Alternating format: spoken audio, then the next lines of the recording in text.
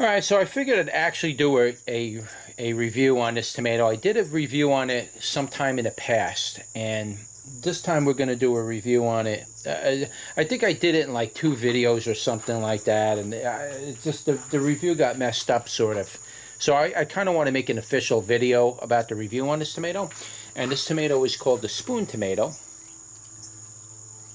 Here's what it looks like on the bract. I'll cut that whole bracting off and I'll bring it inside and show it to you. I'll pick one for you if you want.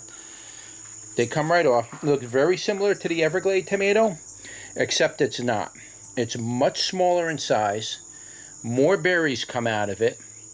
And generally these tomatoes have more of a fuller body flavor to it in general than the Everglade tomato. So for example, let me pick a nice ripe one here for you. I got to really get these off of here because they're starting to split. I've been watering them.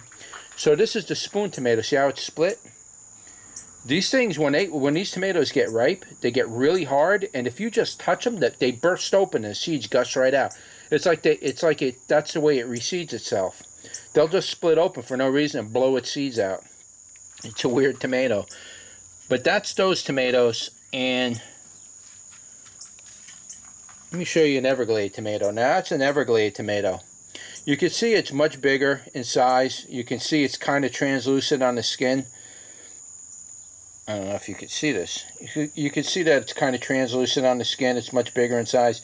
Whereas the spoon tomatoes are very uniform in color. It's like a real tiny little round slicer tomato, microscopic tomato.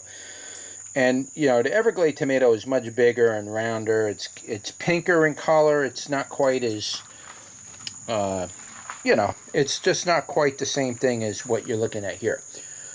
This tomato is also known as the world's smallest tomato. So they say that this tomato is smaller than any other variety of tomato that is out there, and I disagree with that. But then again, they're going off the notion that certain varieties of tomatoes are not considered tomatoes. They're considered a berry.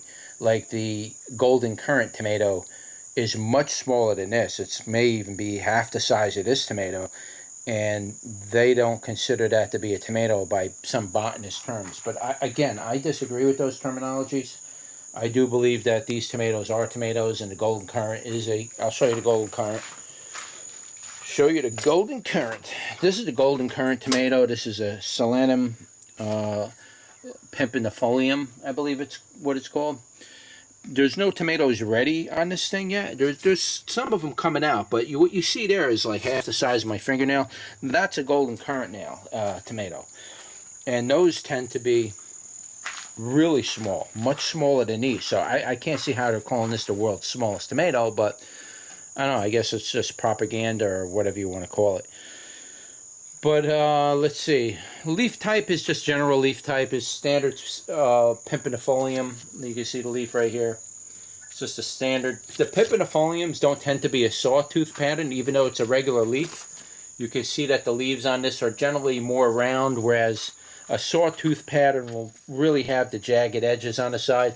So most of the pimpinellifolium varieties of tomato generally don't have that sawtooth pattern in the leaf designation itself. So it's still a regular leaf, but there's like a subdivision within the regular leaf, and this kind of, in my terminologies, is a little different than this type of, you know, sawtooth pattern or pointy tip, and these are much more rounder and stuff. So, and these plants can get enormous. This particular tomato plant, believe it or not, is going all the way up to the ceiling. There's going to be hundreds of tomatoes on it. Right now I can probably pick off probably about 100 tomatoes, and there'll be another 100, 200 more come out of it. But this plant is literally coming off. Let me see if I can't see if that's, it's coming off that tiny little stem on the bottom in that little pot, and this thing has got to be 8 to 9 feet tall, I guess. You know, this tomato plant's basically going all the way up to the ceiling up here. That's, you know, that's already from that pot to the top of that, it's got to be between 8 to 10. I didn't measure it, but it's way up there. So, I mean, this plant will keep growing and growing and growing. It's one of those kind of varieties that they just grow enormous. So this is like an Everglade tomato. Definitely don't grow it around your other tomato plants because it will overpower the other tomatoes. I don't recommend doing that. But it's definitely a fun tomato to grow, and you know, you can give it a go. But let me pick these tomatoes and I will see you over at the bench. Okay, so we're up to the review part for the spoon tomato, which is a Solanum pimpinellifolium. It's a regular leaf tomato, and it's a very tiny tomato. Now this tomato is known to be the world's smallest tomato.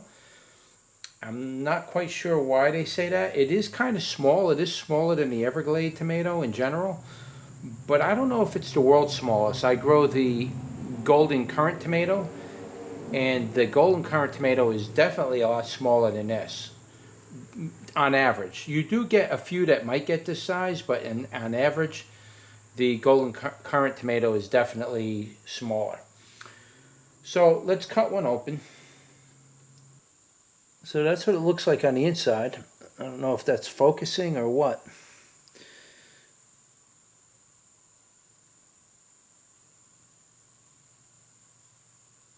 That's what it looks like on the inside. And let's give it a taste test. Well, it's very sweet. Much sweeter than the Everglade tomato. What I will say is the skins are kind of tough on it because it gets very soft on the inside, and when you bite it, all the insides come right out, and you're left with nothing but the skin. And that skin is, you got to chew it for a while. Let me do a bricks on this.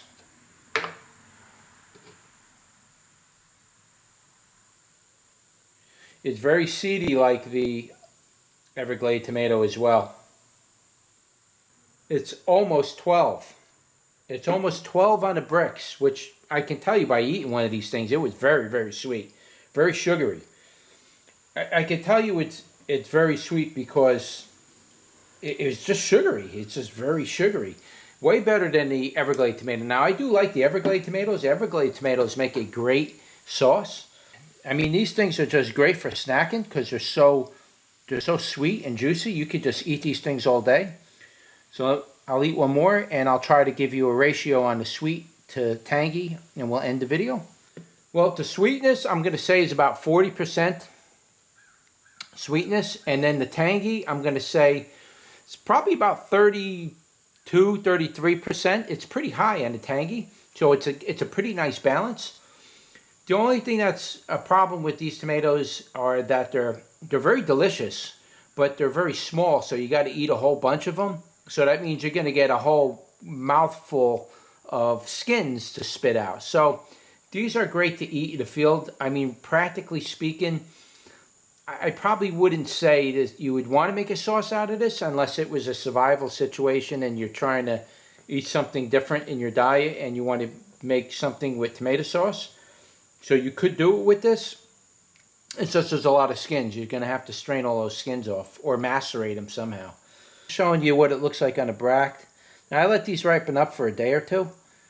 So I'm going to save seeds from these this year, and I will offer them on my website. So look forward to that. And that's it. That's your review for the spoon tomato. Like, share, and subscribe, and I'll see you on the next one.